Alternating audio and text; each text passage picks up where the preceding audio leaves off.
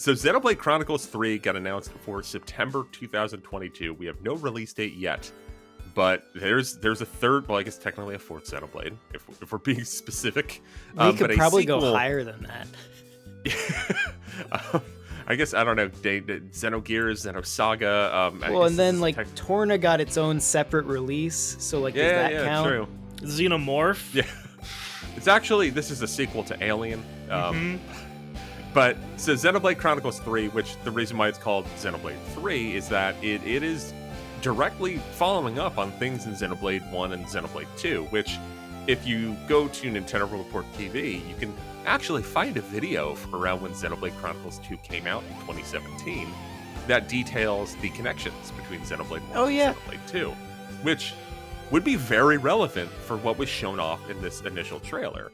Now, even though I'm the one kind of hosting this right now, I'm probably the one here that, I mean, I'll lay it out on Front Street. I did not really like Xenoblade 2, but John, you did. So I sure did. From what you've seen of Xenoblade Chronicles 3, how are you feeling? I'm feeling real good. Something about the art, and I know you hated the art in Xenoblade 2. It's not. I will say Xenoblade 3's art looks a lot less anime. It looks a lot more like Xenoblade. It looks a lot like Xenoblade 1. It looks like a blending of the two. Yeah, it does. Well, it specifically looks a lot like Xenoblade 1 Definitive Edition. Yes. Yeah. And it's presumably, it's that. I'm sure it's that engine again that they've been running on since Xenoblade X. So it makes sense that there's some consistency there visually. Is that what they did with Xenoblade 1? Did they port it over to a newer engine? Or? Yeah, so Xenoblade 1 is ported to the same engine that runs Xenoblade 2. My understanding of that is that project started as a much simpler HD, more of like a Twilight Princess HD kind of a thing. And then evolved. Into this giant, more of a remake. But that remake is definitely held back by some of the Wii code that's still living in there. They didn't rewrite everything from scratch. Yeah. And so you see stuff like the grass draw distance being kind of hilarious in HD and stuff like that. It's charmingly bad. Yeah, so it does objectively look better, but it's not on par with Xenoblade 2. And of course, a lot of the geometrically, it's pretty much the same as it was on Wii. But this looks great.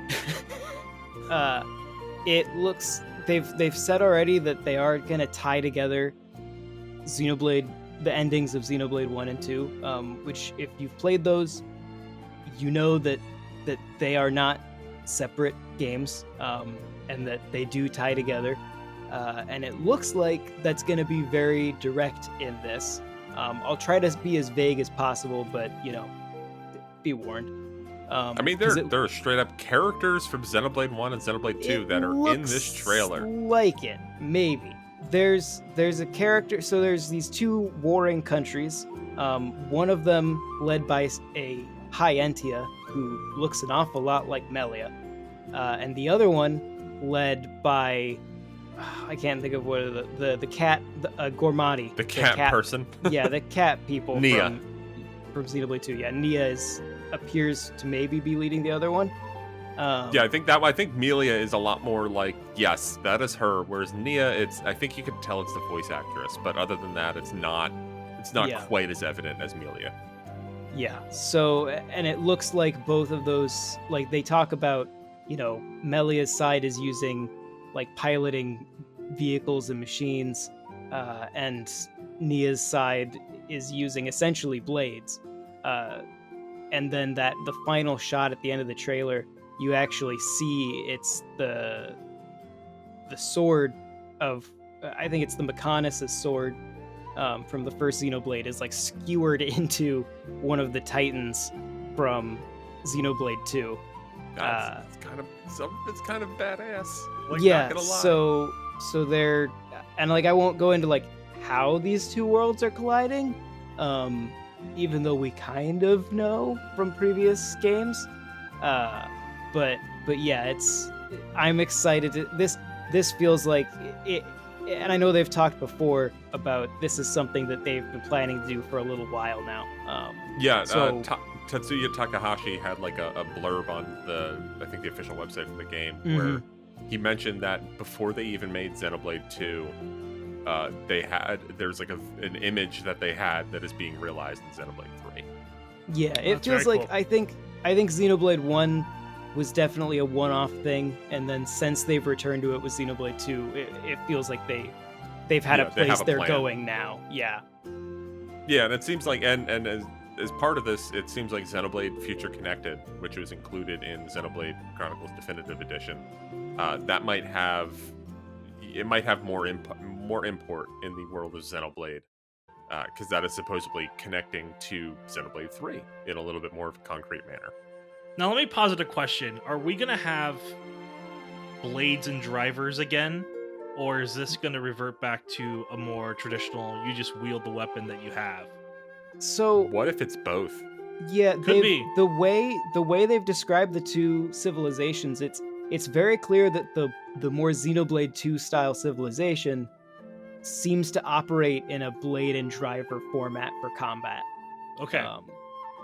But then the one from Xenoblade 1 doesn't. And I think it's the case that they reference there being two main characters, and I think they're from two sides. Yeah. So it could be that each one plays differently, which could, like, the only way to make Xenoblade's combat systems more complex would be to do all of them at the same time. Right. So that kind of tracks with their evolution. Yeah. Big fan of the flute. Yeah, there's a strong musical focus throughout this trailer. You see a lot of flautists. Yes. It's exciting. It's coming out before Zelda. Yeah, Xenoblade 3. It's a thing, guys. It's coming out soon. Like 7 months away, give or take a couple days. They've had this done for like 2 years now. Probably. They're right after it, Xenoblade Chronicles X is going to come out. They're going to do the port finally. This video was made possible by our generous supporters on Patreon. Did you know that Nintendo World Report is funded directly by fans like you? When you support Nintendo World Report on Patreon, you get immediate access to multiple exclusive podcasts every month, exclusive Discord channels, an early look at select content, and more, all for as little as $1 a month. Check out patreon.com/NWR for all the details.